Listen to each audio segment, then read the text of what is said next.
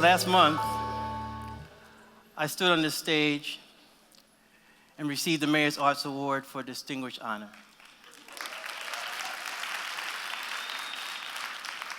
I made the following remarks upon accepting the award.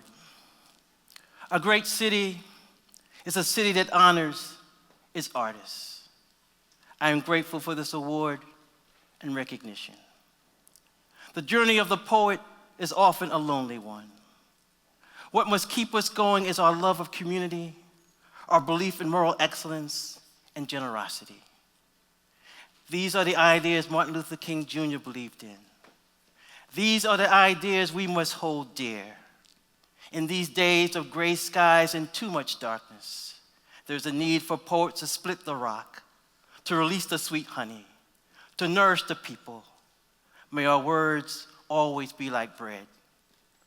May our words and art be for everyone. If we are to truly occupy the future, it will require equipment for living. It will require tools and blueprints. It will require the ability of doing heavy lifting when it comes to new ideas. It will require risk. It might well depend on our moral compass, our ability to see the future in its multiple dimensions. Here in DC, Washington artists are witness to a changing city, a city transforming itself every day. For some residents, the change is brutal and uncompromising. For others, it's exciting and filled with unlimited possibilities. Where this conflict and culture clash, art must be the balm. Art must be the bridge between light and darkness. As a writer, my concern is with language and the creation of a narrative that is embracing and that is honest. At times, I'm suspicious of the call for storytelling, since the word too often attaches itself to the lint of happy endings. We want stories that too often inspire and keep us warm. However, we know the present is a dangerous place to live.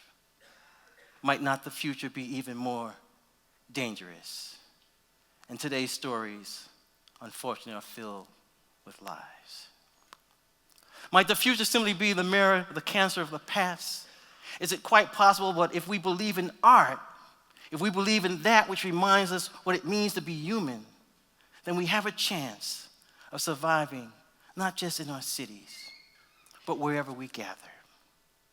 It is the gathering, the sense of community that must occupy the future.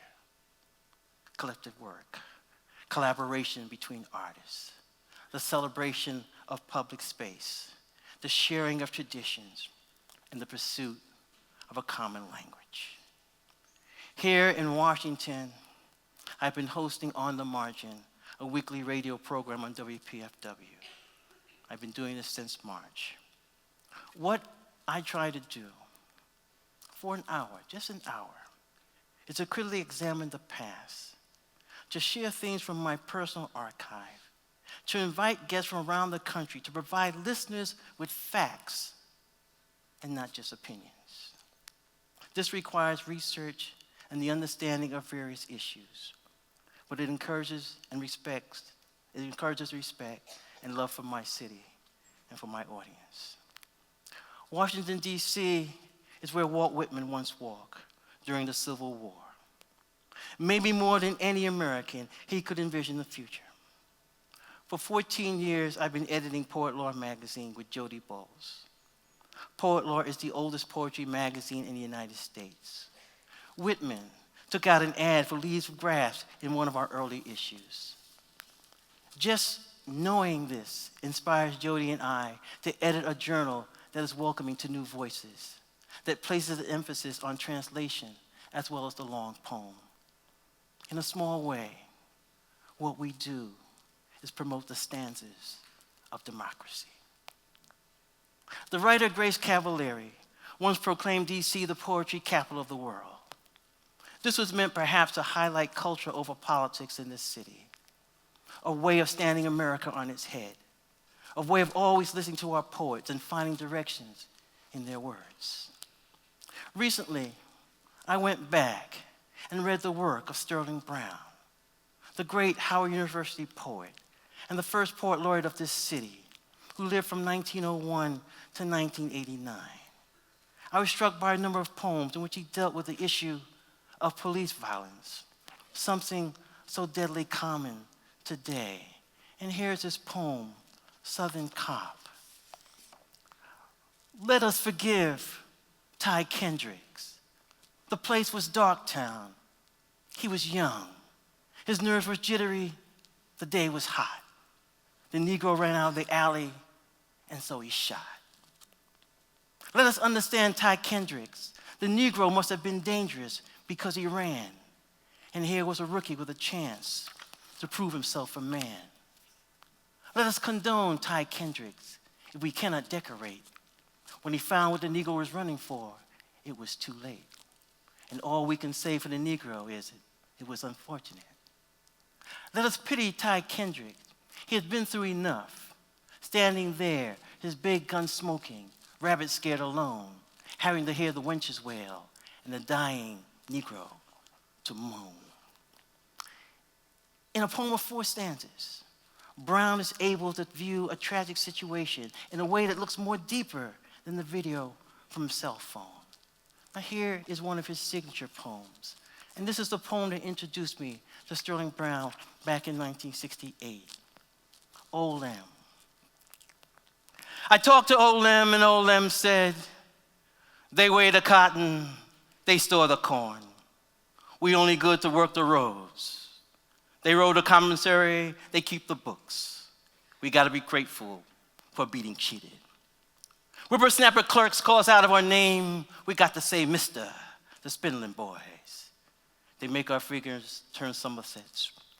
We bow in the middle, say, thank you, sir. They don't come by ones. They don't come by twos, but they come by tens.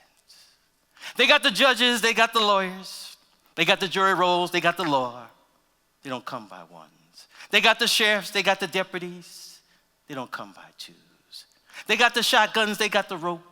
We get the justice in the end. They come by tens. Their fists stay closed, their eyes look straight. Our hands stay open, our eyes must fall. They don't come by ones. They got the manhood, they got the courage. They don't come by twos. We got to slink around, hangtail hounds. They burn us when we dogs. They burn us when we men. They come by tens. I had a buddy, 6 foot of a man, muscle up perfect, game to the heart. They don't come by ones. Outworked and outfought any man or 2 men. They don't come by twos. He spoke out of the turn at the commissary. They gave him a day to get out of the country. He didn't take it. He said, come and get me. They came and got him. And they came by tens. He stayed in the county. He lays there dead. They don't come by ones. They don't come by twos, but they come by tens.